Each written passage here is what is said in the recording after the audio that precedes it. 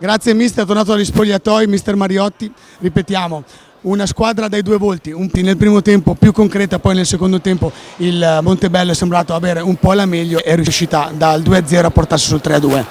Ma hai dato una lettura praticamente quasi corretta. Chiaro, io sono dalla parte del Grosseto e leggo il secondo tempo, il ritorno del Montebello dovuto a delle situazioni che noi l'abbiamo notevolmente agevolato,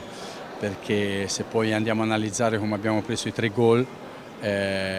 tecnicamente abbiamo commesso degli errori abbastanza, diciamo, eclatanti, e quindi questo ha permesso al Montebello, una partita che avevamo in controllo, perché il primo tempo credo avremmo preso 3 tiri in porta, abbiamo sempre tenuto il pallino del gioco, e da lì la partita è cambiata, perché comunque il Montebello già in casa con il Valdagno, non tragga d'inganno il risultato con il Trissino, ma già nella partita in casa qui con il Valdagno il Montebello aveva dimostrato in casa sua di essere una squadra comunque con dei valori, e sono stati bravi loro a approfittare dei nostri errori, rientrare in partita e addirittura ribaltarla, e queste partite qui poi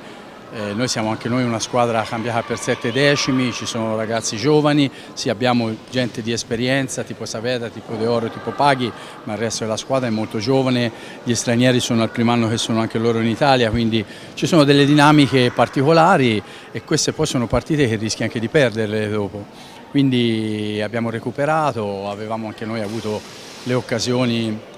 precedentemente per fare gol, e poi alla fine insomma abbiamo portato a casa l'ennesimo terzo pareggio per 3-3, e se da una parte ci soddisfa il fatto che siamo ancora imbattuti, abbiamo fatto 2 trasferte, è una partita in casa con il Bassano molto difficile, ma abbiamo raccolto 3 punti che sono come una vittoria, quindi insomma